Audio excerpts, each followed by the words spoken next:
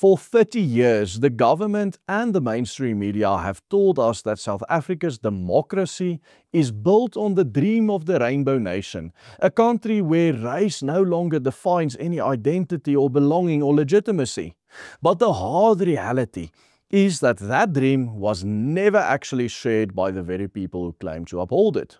The very idea of a multicultural Rainbow Nation was only ever a story to be told to the outside world, and it was a belief only ever held by white liberals.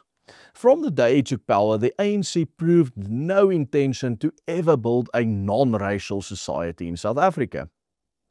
As we will explore in today's video, the political theory underpinning the ANC and other political parties that receive almost 95% of the support of this country's black voter is fundamentally at odds with the so-called Rainbow Nation ideal. From Mandela's first remarks after his 1990 release to Ramaphosa's speeches nearly 3 decades later, a consistent thread emerges with the ANC. The governing party's leaders have framed what they consider to be true South African identity in expressly ethnocentric terms. Upon being released from prison in 1990, Nelson Mandela described black people as our own people, contrasting it with the others, while Cyril Ramaphosa went even further by describing the mere presence of white people in this country as an injustice committed against his people. In fact, not only the ANC leadership, but the vast majority of black people in this country have always viewed land, identity and legitimacy in fundamentally pan-Africanist and Afro-nationalist terms, rather than actually embracing the Rainbow Nation ideal upon which its ascendancy into power was based in the first place. In February 1990, the President of South Africa, then F.W. de Klerk, released Nelson Mandela from prison. In his very first speech as a free man, he responded to the violent protests taking place in the streets by expressly distinguishing black South Africans as our own people as opposed to the other people. Take a look at this. The man they hadn't heard, but whose force they had felt for so long, finally spoke, greeting them in the name of democracy and freedom for all. Then he pleaded for calm on the streets.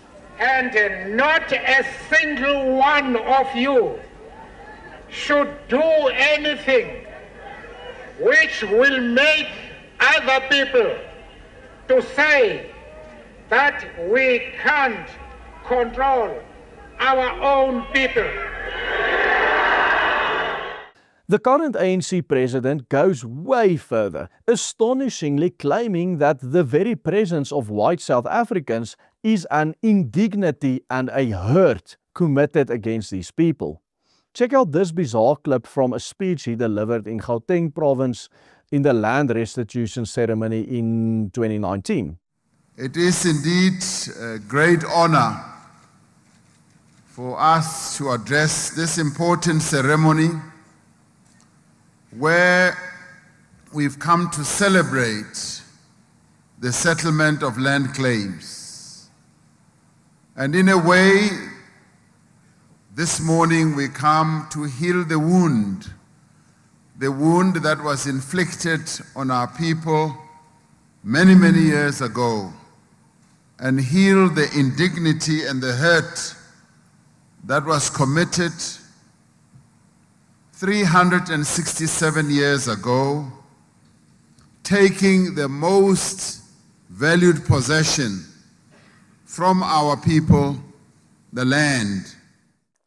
Ramaphosa is here referring to the arrival of the Dutch in the Cape of Good Hope in 1652, but when we consider his claim that this caused the so-called indignity and hurt, it must be kept in mind that the Europeans who settled at the Cape didn't actually make any contact with black tribes for more than 100 years until they finally encountered the Xhosa people in the area of the Fish River around 1770.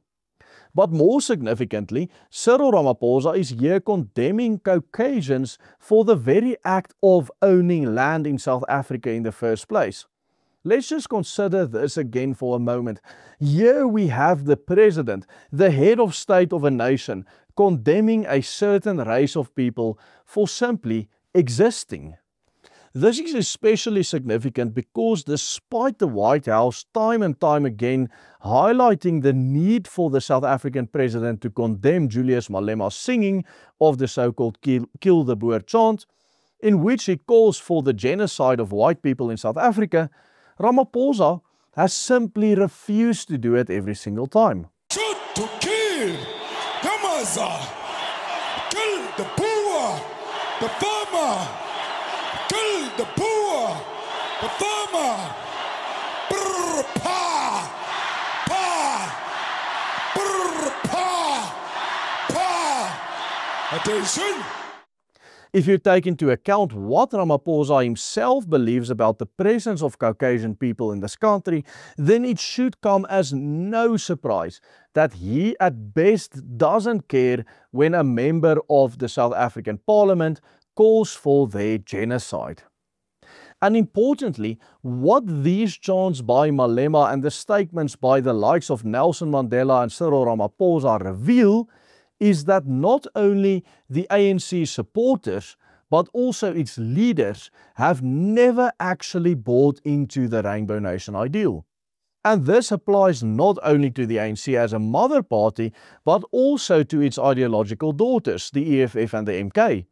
And that this Pan-Africanist notion is prevalent amongst the vast majority of black people in this country is very evident from the fact that the ANC and its ideological offshoots have never gotten less of 60% of the overall vote, which translates to about 85% of the black vote in a general election held in this country since 1994. Of the other 15% of the black vote, over 10% has generally gone to the Zulu nationalist parties, such as the most notably the IFP, which has always practiced ethno-nationalist politics concentrated around KwaZulu-Natal and whose leadership since the days of Mangosuthu Buthelezi has always favoured ethno-federalism over the unitary state of the ANC.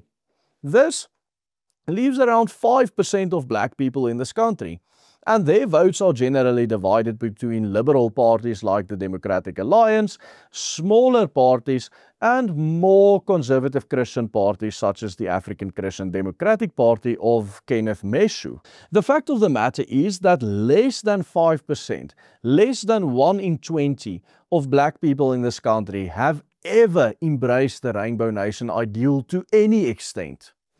While the ANC has used it for propaganda and to gain international favour and play and pacify the white liberals, without whom they would have never gotten into power in the first place, they themselves have never held on to this liberal notion of a nationhood of different nations or Rainbow Nation. They have always been Pan-Africanist, and they have always viewed their Caucasian fellow citizens with suspicion in the very least. The ANC has always been ethnocentric and in favour of a black nationalism that unites not people of different races, but all black tribes of this country into one nationalist movement. Any and all statements by the ANC's leaders with regards to embracing the Rainbow Nation ideal are just mere political ploys usually used in foreign policy. The only people who have ever actually embraced the idea of a Rainbow Nation are around half of the white minority in this country who voted to move towards a multicultural liberal democracy in 1992 and who have been trying to actually make this Rainbow Nation work through their votes for the DA.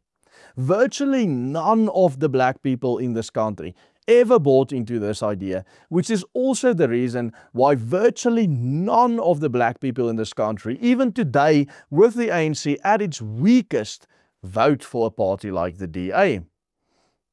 In a recent video, we highlighted how the rise of coloured nationalism in the Western Cape is itself now posing an increased threat to the Liberal DA's hold over this single province. Check out our full report by clicking on the link appearing on your screen right here, and remember to become a paid member of the Willem Petzer Group. Without your support, we are unable to keep this thing going, publishing videos of this quality every single morning. Just follow the easy steps on the banner. Goodbye and God bless.